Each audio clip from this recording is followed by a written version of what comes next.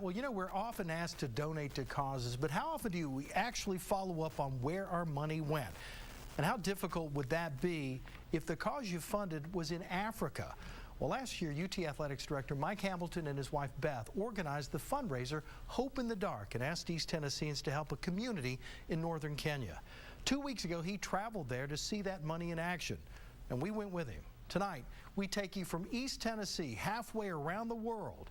We travel more than 7,000 miles to the land some call the cradle of humanity, Kenya. Kenya is a land of extremes, beautiful and desolate, a land of rejoicing and sadness. It is modern, with high-rises and rush-hour traffic and bicycle teams. And it is a land forgotten by time. For many Kenyans, especially in the northern desert communities, it's a daily struggle to live. More than 7 million people, many women and children, live in extreme poverty. How far have they come? 50 kilometers from this source of water. And how long did that take? It's more than 10 hours. It is into this environment that Mike Hamilton, UT's Director of Athletics, has entered. Back home, his decisions bring both support and anger. In the desert, sports seems trivial and far away. Hamilton is a board member of Bloodwater Mission, a faith-based nonprofit group headquartered in Nashville. It partners with local African organizations to bring clean water to communities, clean water that would save thousands of lives. There's a saying here in Kenya, they say, P and Gima, they say water is life, and people here know that very well, because if you don't have clean water, you're not able to live a healthy life. Joining Hamilton on this trip were other board members and two friends from Knoxville, Jim Grubbs and Chris Kittrell, who last year donated to a fundraiser that raised money for African adoptions and for projects in Africa. Among the aims of this trip is to see how that money was spent. Once a week. Because the other days Okay. We're making an impact here. Our first stop is Torvi, a small settlement near the Ethiopian border. We're met by members of the Food for the Hungry, Bloodwater's partner in Kenya. It is a hot, arid, awful place. One of the members of our party said in all the work that they've done, this is about as remote as it gets. So there's just nothing anywhere around here. Especially water. This is the local reservoir used by both people and livestock. But not lately. It hasn't rained here in more than a year. Survival, a daily struggle. America, from America. Yes. Despite the difficulties, the people, especially the children, are resilient, finding joy even in simple things like a visit from strangers. You say hello? Hello? Just shake my hand. Won't you shake my hand? Yeah. The group is taken to the school where Knoxville money was used to build this rainwater catchment system. Nothing fancy or high-tech, but vital in holding precious water. Everyone prays that March, the beginning of the rainy season, will bring rain. They're tough. I mean, yeah, we think we're tough, but no, this is tough, what they do day in, day out.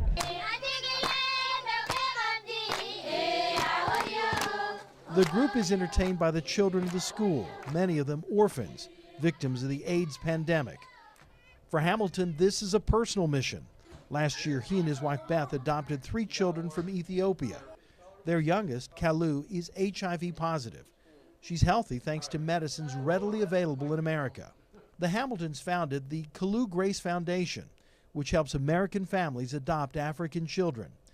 That association led the Hamiltons to Bloodwater Mission, which, while not directly involved in the orphan crisis, is involved in many of the causes of the crisis. It's easy when you're here, and I think we'll see this over the next few days, to get overwhelmed, because I think the things that we're going to see will be overwhelming. But we can't be focused on the mountain. We have to be focused on the path to climb the mountain and taking one step at a time, and sometimes that means one person at a time. And if I think we'll do that, and we would do it as a society, we'd go a lot longer. We leave Torby, but our day in the desert is not yet done. Our aim is for this child to get education, and this has to be achieved. We stop at another school a distance away. The headmaster explains how the drought has destroyed livestock and how education may be these children's only escape. Near the school is a borehole, a deep surface well used by people and livestock. Again, there is a Knoxville connection. The generator used to draw the water was rebuilt by Bloodwater Mission. Now tell me again, how many animals? An average of 7,000 per day. Per day? Yes. And many of these animals have traveled 2 to 3 days to get here. But the Bloodwater team notices a problem. It's a little bit frustrating because you've got, just right here, you've got clean water coming from a 700-foot deep hole that's pristine and clean, and they've actually have a different area for the animals to drink from, but because of the lack of water right now, they're letting the animals drink as well, and then they're taking their water from the same water that the animals are drinking, which leads to some of the complications we've been talking about, the sickness and illness. While frustrating, it is not unexpected. Patience is a significant virtue. The Bloodwater team knows it will take time to change old habits. In sub-Saharan Africa, millions of people have died from AIDS, and many millions more will likely die. The problem is lack of diagnosis and treatment with ARVs, antiretroviral medicines that can keep someone who's HIV positive from developing a full-blown case of AIDS. Well, tonight we continue our mission to Africa, traveling with UT Athletic Director Mike Hamilton and members of the group Bloodwater Mission. We travel halfway around the world from the northern desert south to Marsabit, Kenya, and a small clinic funded by Knoxville dollars, a clinic trying desperately to put a dent in the AIDS pandemic. From the desert town of Torbi, near the Ethiopian border, the Bloodwater Mission team travels across the desert on a surface that barely qualifies as a road. We arrive at the town of Marsabit well after dark. The drive has been a difficult one. Dust. Yeah, look at that. After a good night's rest and a breakfast of eggs and toast, we walked the short distance from our guest house to the Tumaini Clinic, built and operated in part from funds raised last year in Knoxville. In the more than year that this clinic has been in operation, they have tested some 6,000 patients for HIV/AIDS. They found 235 with AIDS, and they've tried to place them into programs to try to help resolve their issues. Mike Hamilton, UT Athletic Director and Bloodwater Mission board member, organized last year's fundraiser. He's here to make sure those dollars were well spent. His interest in Africa, the result of he and his wife Beth's adoption of 3 children from Ethiopia. His youngest, Kalu, is HIV positive. When we had our event last April and we talked about the opportunity to affect change in Africa, I just thought it was really important that we visit here and see what those changes look like. You have to take the height as a kid. What the team sees is impressive. The staff shows us what they do here. It seems in ways primitive by American standards, but vital for the people of Marsabit, especially in their battle with HIV/AIDS. You just feel like crying, you know. I mean, just being in the clan's shoes, it's really, you feel it. The AIDS epidemic in Africa is responsible for millions of deaths, leaving in its wake an orphan crisis of staggering proportions. Bloodwater's mission is to help in the battle against AIDS. Surprisingly, access to clean water is part of that strategy. People who are HIV positive, their immune systems are so weak that access to clean water is a lifesaver for them. Because if they drink bad water, if they have diarrhea, it compromises their ability to survive. The group is introduced to women and children living with HIV and helped by the clinic made possible by dollars from Knoxville. Walray, an 8-year-old orphan whose parents both died of AIDS. 31-year-old Amina Dibu-Hufu, an AIDS widow, and her 5-year-old daughter, both shunned by family because of HIV. She said she was sick for almost 5 good years. The testimonials are powerful, bringing tears to some in the group. Afterwards, we talked with Ida Samir, the driving force behind the clinic, and we asked her what would have happened to the 8-year-old if the clinic had never been built. What would have happened to her? Dying after a very short while, without ARVs, without care, without treatment, dying. The visit is eye-opening and sobering. One of the team members offers a prayer. Thank you for blessing this group, being with them and keeping their strength up. Amen. Amen. The group is next taken to a camp for refugees, and again, more music, and the mood begins to lighten after a tough morning. Group members are encouraged to dance, and they do. Knoxvillian Chris Kittrell's spin move brings smiles. Even Hamilton joins in. Everyone is having a good time, but around them, it's hard to ignore what they see. These huts serve as home for the people here in this camp. They are made simply with sticks and grass and cardboard covered by a tarp. It is here that 280 people in 54 households live. 33-year-old Wako Godano is among them. Before coming to this camp, Wako says he and his family had nothing. Today, he has a home and a small plot of land where he and his wife raised 10 children, several of them nieces and nephews. To the people of the camp, these homes and this land is wealth. Right now, if I'll die, I know my child will inherit that piece of land from me. It's very important. Pride of ownership beams across his face, and it's not lost on board member Michelle Kahn. You look around and you do realize it's very different, and yet I'm always so impressed with the dignity and the hope of the people that I get to meet, and the courage and the strength of people, and the fact that he's caring for his family and obviously so proud to own this plot of land and what that means for him and for his future. The team leaves the camp dubbed Camp Karibu, which means welcome in Swahili. All of us leave with a greater appreciation of these people whose dignity rises above the poverty. Well, you know, say the country Rwanda, and many of you may immediately think of the genocide that happened there in 1994. Between April and July of that year, nearly 1 million people were massacred in an ethnic conflict unrivaled in modern times. It is a legacy of violence that the country and its people are now working very hard to put behind them. And it is with this backdrop that our series Mission to Africa continues. Mike Hamilton and the other board members from the faith-based group Bloodwater Mission have now left Kenya and have entered Rwanda. They're there to check out some water projects in several mountain villages. Bloodwater Mission helps African communities gain access to clean water. They do it by partnering with local groups. In Rwanda, it's been working with Rwandan-based Musa Corps since 2007. They call Rwanda the land of 1,000 hills, and it's easy to see why. We arrive in the capital city of Kigali and immediately begin our trek to Ruhengeri, a town near a range of volcanoes along the Ugandan border. The team notices several things. First, the people. It doesn't take you long to pull out of the airport and realize that there's so many, almost everybody in Rwanda has a purpose. They're walking with a purpose. There's something that they're doing. They're trying to be productive. And that's inspiring, I think, to anybody that comes here. And they notice the lush tropical land. On the hillsides are garden plots, the soil worked by hand. You can see corn and sugarcane and other vegetables growing in the equatorial heat, and banana trees as far as the eye can see. After days in the deserts of northern Kenya, this change in scenery is dramatic. We're taken up a mountain road to a church where the team is greeted by prayer and music. Mike Hamilton and other members of the faith-based group Bloodwater Mission have come here to see the work being done, both in building catchment systems for clean water and also how these villagers are creating communities just 17 years after genocide ripped their country apart, leaving widows and orphans in its wake. And our children were drinking They're told the story of the village, how 30 women, despite their differences, worked together and created a community through hard work and faith. Thank you for bringing us to Rwanda.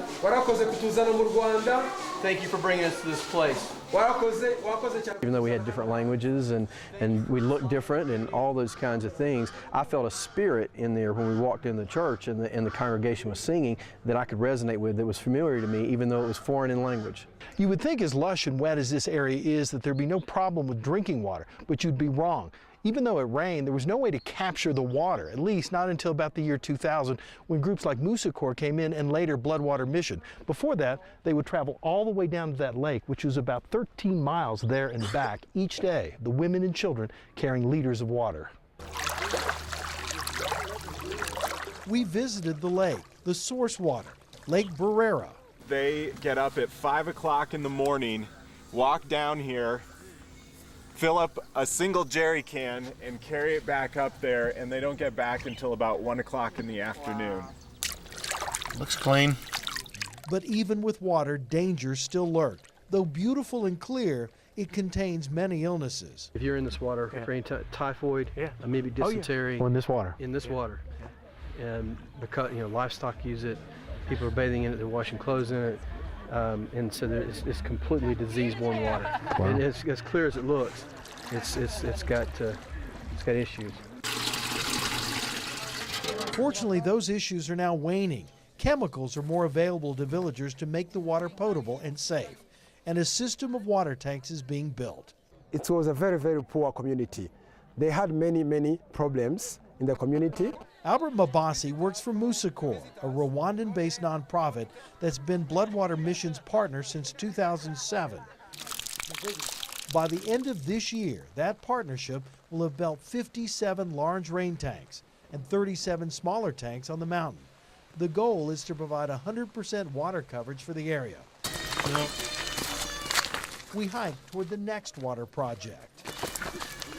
We are making our way to another village where a water project is being performed. And as you can see, it's a steep climb and a long distance for a guy my shape.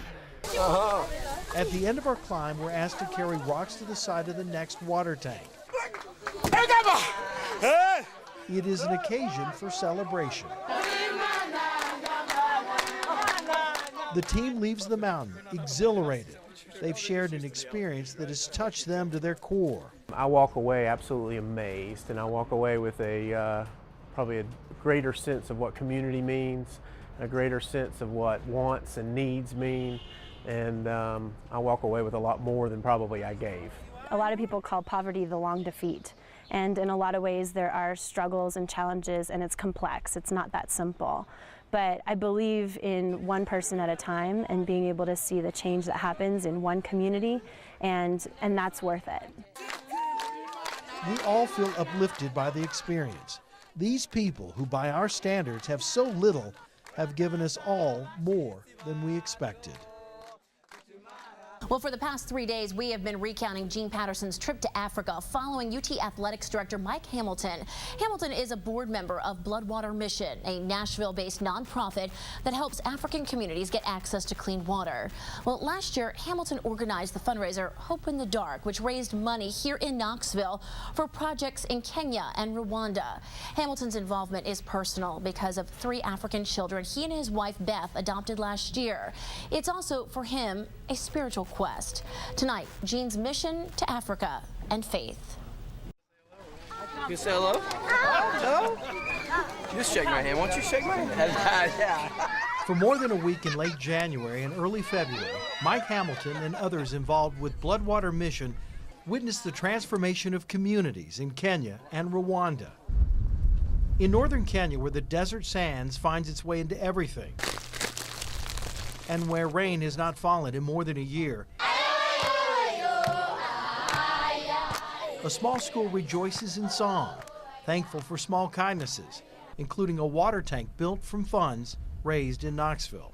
And farther south in the town of Marsabit, a woman widowed by AIDS and now HIV positive, along with her daughter, weeps both in sadness because her family has turned their backs on her and in joy because of the help of a clinic built from funds raised in Knoxville. And high on a mountaintop in Rwanda, Your blood is still there and is still doing miraculous things. villagers pray with Knoxvillians, thankful for the help they've provided in building water tanks for clean water, and for the spiritual lift provided by people from halfway around the world. Wherever we went in Rwanda, we were met by large crowds like this, curious about the strangers who'd come into their village. Morabura. Am I close? Morabura? There is life there. There is hope there. And to be a part of that and see that was an incredible experience. I'm so passionate about these communities, and I believe that everyone should have access to basic health care, to water. And I live in a country full of resources, knowing very well that some of these resources could make a huge difference in these places of friends and communities that I know in Africa. The people I met in Africa have none of what we have, but all of what we need. We depend so much on the material things in life, and when you walk through the rural villages of Africa, they have nothing, nothing that we would say sustains life, but they have everything that sustains life. They have community, they have a strong faith, they have a sense of responsibility to one another, and family. Along the way, Hamilton and the others have also felt this sense of community. They've met men and women and children that have changed their notions about Africa and about poverty. Poverty is so many times assumed to be about dollars, and there can be poverty of spirit and poverty of esteem and those kinds of things. And clearly these people here are achieving a certain level of self-esteem and pride in community and pride in what they've accomplished. And they're not impoverished in maybe, while they are impoverished in the way we sometimes think of poverty in America and in true dollar sense, they have great wealth in other areas. This experience has also strengthened Hamilton's faith and his belief that God led him and his wife to adopt 3 children from Ethiopia and is now compelling them to help other orphans in Africa. I definitely see God's work here, thinking about the transformation in community, the transformation in the individual people, the way He has blessed them in ways that in America we wouldn't comprehend or understand because of our wealth and the things that we have. But there's a love and a community and a faith and sometimes when you're at your greatest need is when you need your faith the most. And so I see that in these folks here, just as I do the folks in the Marsabit district in Kenya. Knoxvillians Chris Kittrell and Jim Grubbs, who traveled here with Hamilton, have experienced this same sense of spirituality. I think I've seen the hand of God more here than I've ever seen it before. We talk a lot about the Holy Spirit, but to be in that church in Rwanda and to feel the Holy Spirit was truly a eye-opening and memorable experience I won't soon forget. They're in poverty, but yet it's not the poverty of material things. It's just, you know, they're there and this is what they have, but their joy is so amazing. And so our time in Africa has come to an end. Each member of this group came here with different expectations of what they might find. They leave now some 7 days later with shared experiences and emotions that will bind them forever. This has been an eye-opening time. It was just a week, 7 days in Africa, but they will all tell you it was a week of weeks. 7 days they won't soon forget.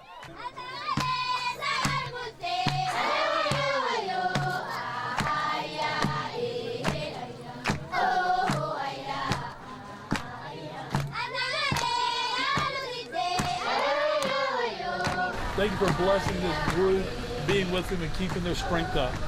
Amen. Amen. Thank you. Now, we want to thank UT Athletics Director Mike Hamilton and the people from Bloodwater Mission for allowing 6 News to travel with them. And special thanks to 6 News photojournalist Brian Ingolstad for all of the great images you've seen over the last 4 days. For more on Bloodwater Mission and their work, just go to our website, WATE.com.